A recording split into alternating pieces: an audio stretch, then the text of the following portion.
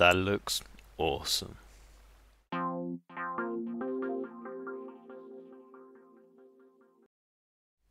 Hello everyone and welcome back to the kingdom. And welcome back to Dodgy Snapshots. Awesome. We're on 13W2A and items are glitched. There's all sorts of problems in this one. Including that is a dispenser. That's a furnace though. Worrying. And things like this that I've noticed, there's a hole in the bottom of the cauldron. Where does the water go? So there's a lot of things wrong with this pack. I salute them for changing how they're setting up their textures. They're basically gone from a full hard-coded sheet of images to separate images sheets, which you can then customize pretty easily. But for me it means that I have to edit up my whole one and put it into each folder separately. So I've got to look at that sometime and see what I want to do there. But I should be doing that in the next week or so maybe if I have time. But we are going to do our gold farm today like promised, and I've had some exciting things happening for that. And one is that this quartz, I was told you couldn't fortune anymore, but it definitely works with fortune still, so that one was a lie. And we get these quartz blocks in now, and they are awesome. They look brilliant. Some things I've been waiting for them to put in for ages. And no, quartz blocks is one thing, so it's a nice thing to add, but why haven't they added things like smooth stone staircases and things like that? So I want to do all sorts of things with these. I've made some blocks of this. I only have a limited supply of this at the moment because I had to go a long way to get it.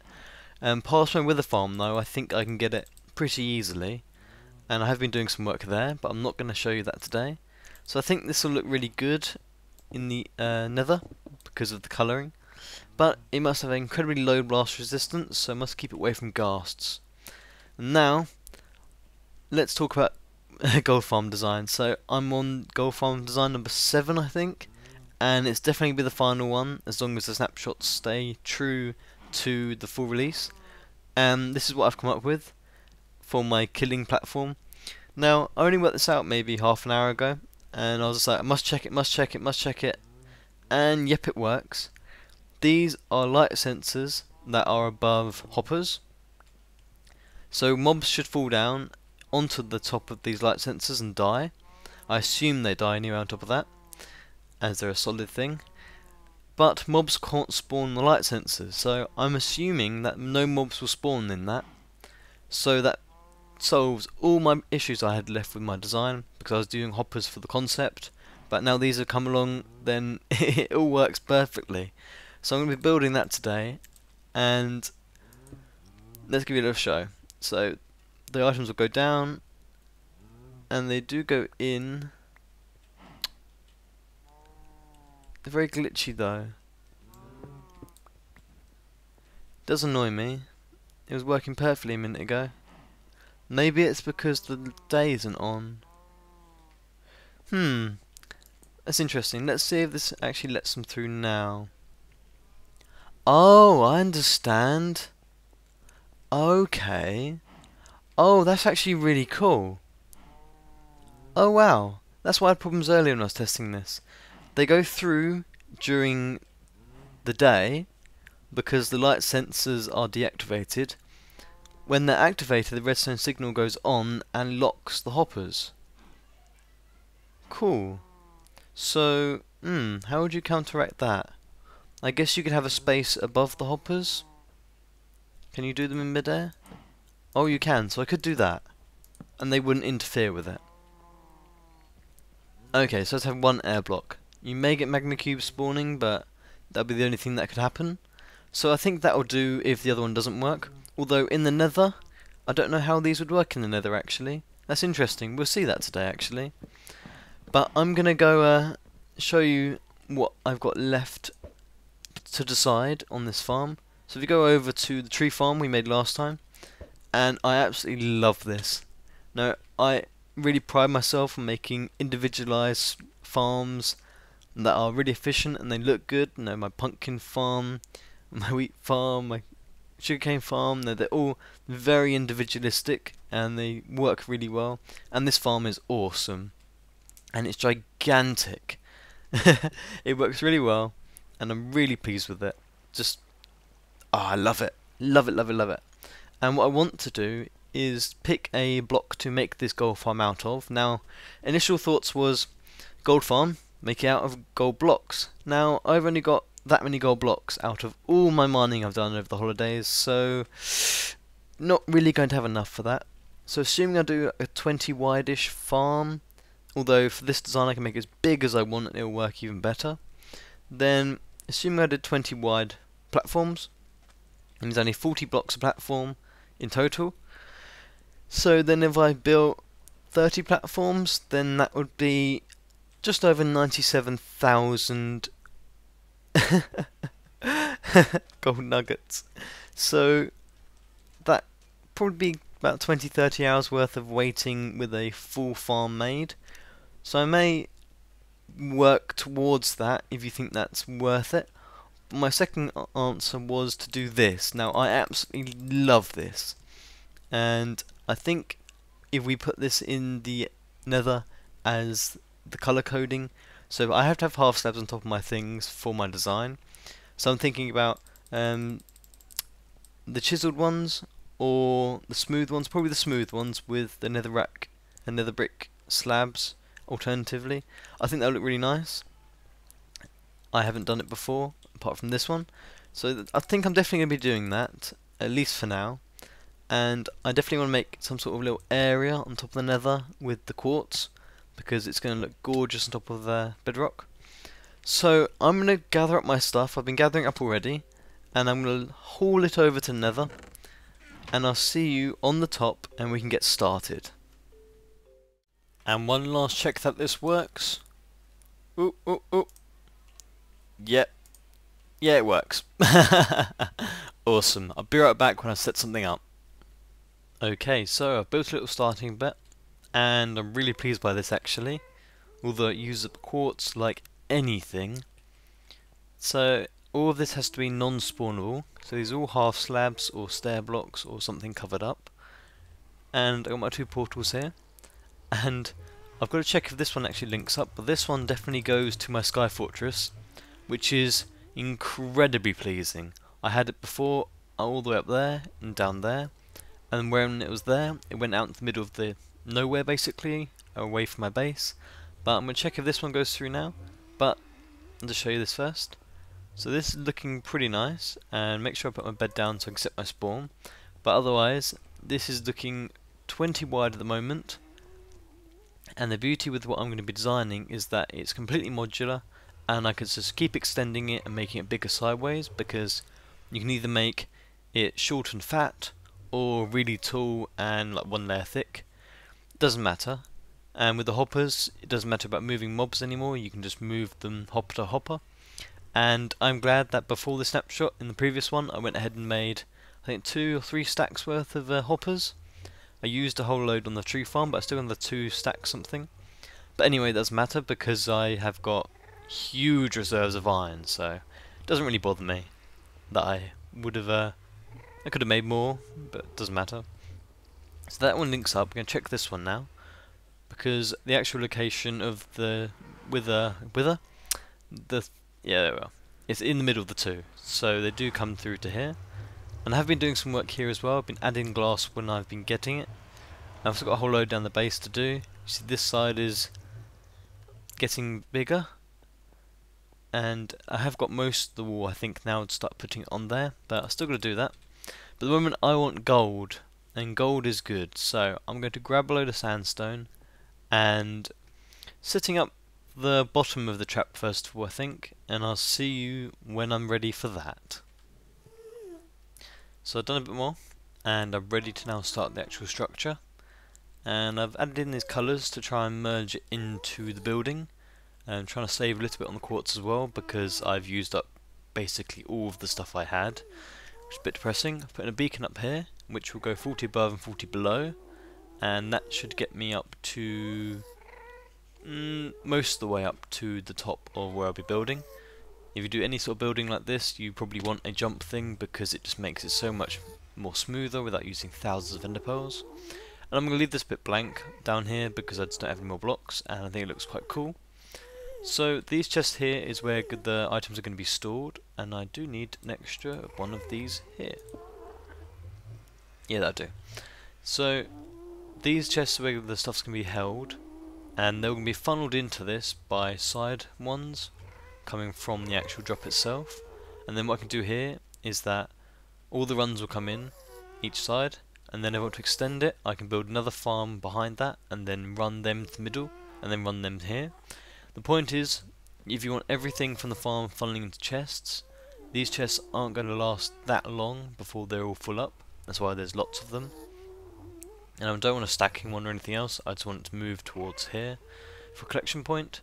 So you can fit quite a lot in this, and we'll see how it goes. I'm going to leave enough space underneath the farm. Well, this actually gives you enough space underneath the farm so that I can move this downwards and just do the same thing. So that in future, or when they change these, then I can just edit the farm pretty simply. And I've come up with another little discovery that I didn't really know before, was that you can throw items through hoppers, well, through half slabs into hoppers. As you can see, that comes through here. So that works. So that stops me needing my night day sensors and playing around with that. And I thought if I had it on the top part of a thing, things might not go through that, be sucked through it anyway. So that was going to be a problem as well. So I haven't tested if these work in the nether the same way they worked in the overworld, but I'm sure someone else can do that if they're really interested. So this is how I'm going to do it. Half slabs are going to be definitely the best thing to do. Just drop the mobs onto the half slabs. No need to do anything else. Super thing. Do that in the overworld as well. Really good. As long as it stays like that. And even if it doesn't, we'll have enough space at the bottom of the farm just to edit that bit. So what I'm going to do is go onto the first little platform. I'm going to extend these out same way I did the tree farm last time. And just give me a little branch. I'm going to go to each side here, so probably stop around here or here. Doesn't matter if the farm goes out a bit further. It's going to be just over 20 wide. And first of all, it's going to do the platforms like that, collecting it up at the bottom. And then we'll work our way up to the first pad. So I'll be back with you when the base is done. Okay, so bottom bit is done. This is going to catch the pigmen. And this is how I'm going to start doing the little cagey bits as we go up to keep the mobs inside the chute. And they just look like this. Thought it'd be a bit different. I've never used extra blocks like that before, and I think the ice looks quite nice. No pun on the words intended. But that's how it's going to go upwards. But down here, I've got a 1.5 block gap here. So the mobs will die in here, and their stuff can't be thrown out. And it looks quite good. So if I throw some bits in here, just pretend we're some mobs dying. All gone, yep. And then they come down here. So that's the principle of it. And none of them should get stuck at all. There we are, all back.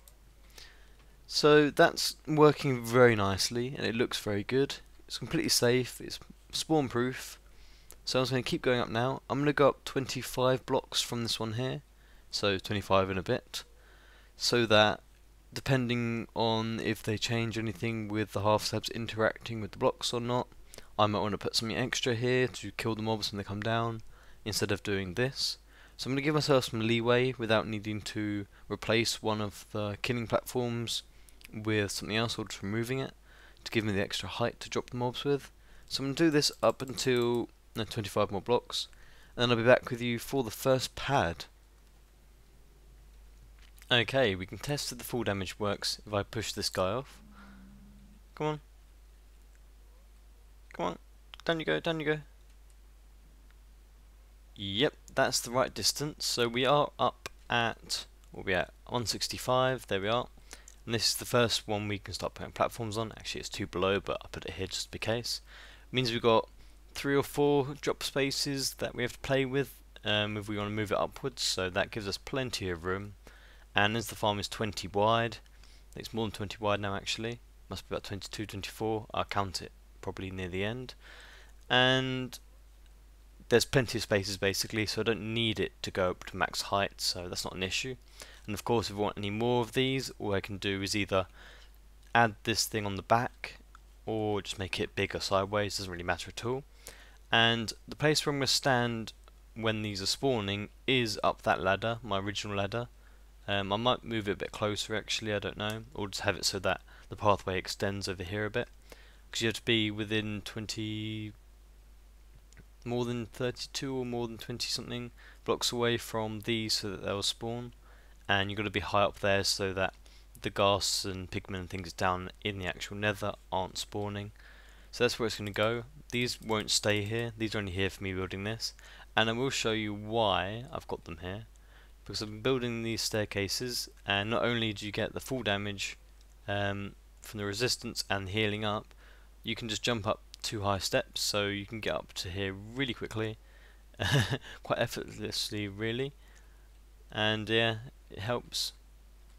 And so I found if I knock off blocks, this one's a bit dodgy, if I knock off blocks when they fall down, it's just like, yep, I can get them in a bit if they go down to the bottom, because they'll be in the chest.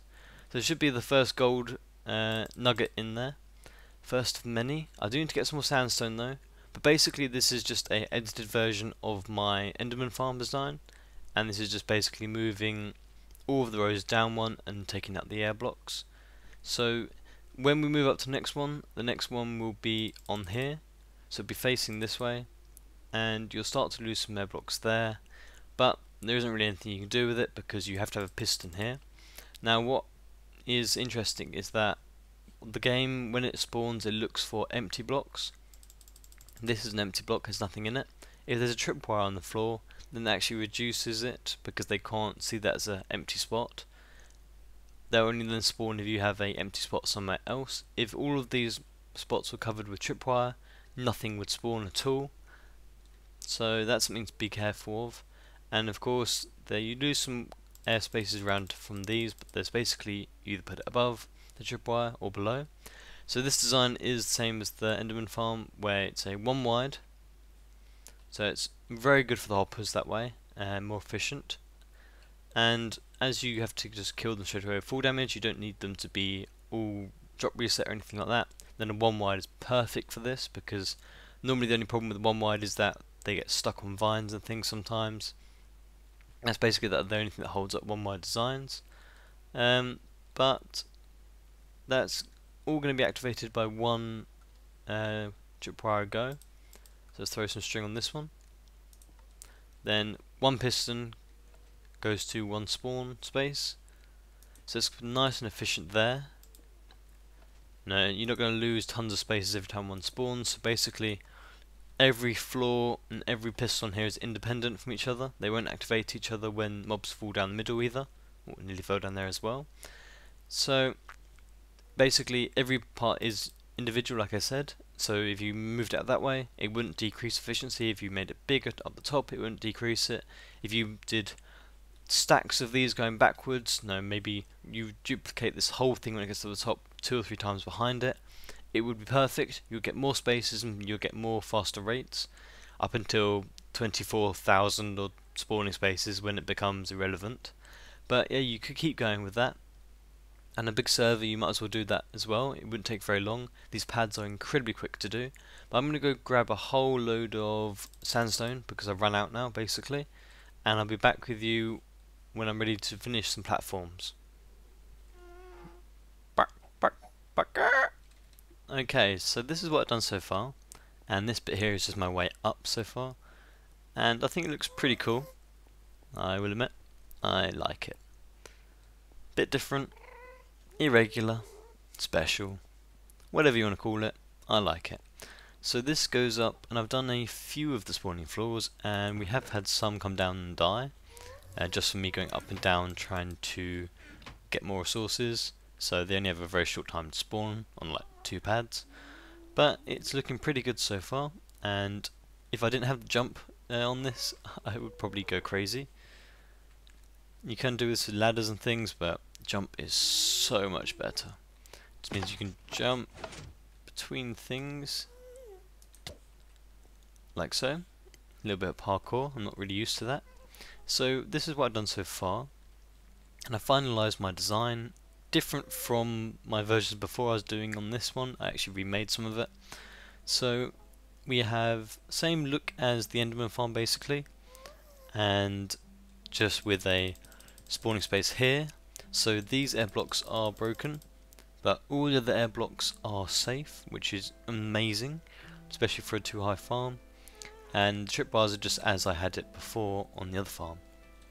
Any other change is that these half slabs are here. I was going to put them half a block down, but I managed to keep the spawning spaces now, or the air blocks. So that's really nice. And let's see. So I've got a little list here. So I have been trying to record this bit for a little while. If I can get back up here. Let me see. Ah, darn. So anyway, these spawning spaces are 24 wide. Oh, that's not a bad position actually. The farm is 24 wide at the moment, and at the moment we're about on 170 up there. So I'm going to keep going to probably near max height limit or all the way to it. So it means I've got over 80 more spaces to play with. Now you can see on here that those 2 blocks are from one pad, the next 2 blocks are from the next pad, and the next 2 blocks are from the next pad. So the pads are always using all the spaces, there's no blocks in between them that are being wasted. Not as many as a 2-sided farm, but this is brilliant for what it is, and I love it. Much more space efficient on spawning spaces. So I can go another 80 blocks, say. That's another 40 layers, and each layer is 24 spaces, so it's about another 1,000 layers, or 1,000 spawning spaces on top of these ones already. So probably looking at about 1,050, 1,100 spaces. So it's going to be rather a lot, which should be awesome. And I think I'm going to move this bridge closer. You can see very faintly, I understand you can't see it on the video probably. I put a little bridge to get me a bit closer to here. But at the moment it's going pretty well. So the only limit on this so far is the amount of string I have really. I have tons of everything else, so I'll keep going until my string runs out. I think I must have about 6 stacks left or so, and I'll get back to you when I've built all of that. So back in a bit. So I ran out of string and I need to get some more. So I've had this zombie and cave spider spawner down in the base since the start, and it's just down here. And I thought I could just utilise this new feature of the hopper. If I turn my mobs on, at the moment I've got them set so both spawners go on. If I just show you my silk touch. Oh, lost that one. I've got one spawner there, and there's another spawner just over there. And what these spiders are doing are just falling off. They get pushed this way because my mob trap is actually under there also. So I can't keep going down because I'll break into it. So this actually works out better. All it does is pushes the spiders off when they fall down to their death. Like so. And the hoppers are amazing for this. At the moment it's on Y27, so you needed to go really down to Y equals 4 for a 23 drop. I think it's the same with spiders for drop damage as the other ones. And basically that's really close to bedrock, so it's gone down to bedrock now. And that's layer 6 I think, so it really doesn't give you much space. So the hoppers are at level 7. There's only a 19ish drop, so but it still kills them, which I'm really happy with. And what it does, all these hoppers just feed into each other and feed into a chest. So there goes my stone. So I've got a stack and 3/4 already just from standing here for a few minutes. And I think that's much easier to get string than anything else. I don't use these for experience, they've been wasted here for quite a while. So if I have this on all the time and turn the zombie one off, then basically whenever I walk near this, then it will turn on, some will die, and we'll get some extra string. So in the long term I build up a huge amount of string hopefully, and yeah, that'd be really good actually. Because I can fit the whole chest of this, and then each hopper could fill up. So you can fit 5 stacks in each hopper. So no, there would always be a supply of string. But all I need is to get, I need to do maybe 20 more layers. 20 more layers of 24 each, so I need quite a few stacks more. So I'm going to AFK here for a bit while I do some other stuff, and I get back to you when I've probably finished off a few more layers at least. I don't think I'll do them all today. And here we are. The farm is finished. I knew I said I wasn't going to finish it properly, but I did, and I spent quite a lot of hours going collecting more resources for this, because there are a lot of pads.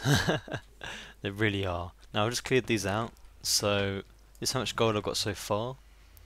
These are all blocks, come from this, and these are all blocks, apart from a few of the middle are iron, just to save on the gold a bit, and same over here. And it's really working well, like really working well. I left it for a couple of hours and it filled up all of these double chests and every single one of the hoppers.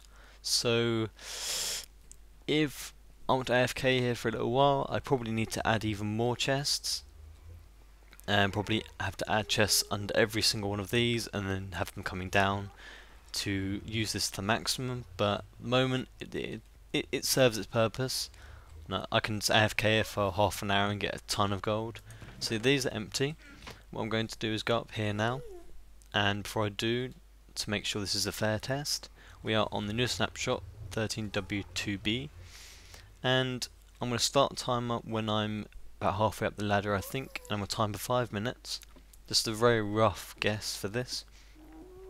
I think I will be doing a showcase for this video for the farm, and we'll do some proper accurate testing for rates and such with that, and to get a proper idea of how good or bad this farm is. Now this farm, no, it's got, I think it's around 1300 spaces in it for spawning. I will do an accurate count of that when I do a showcase, but it can be expanded infinitely basically, well, within the radius of normal loading. So I'm start time now, because as you come up here, the spawns below you in the nether are ridiculously high because of the amount of space in this farm compared to down there.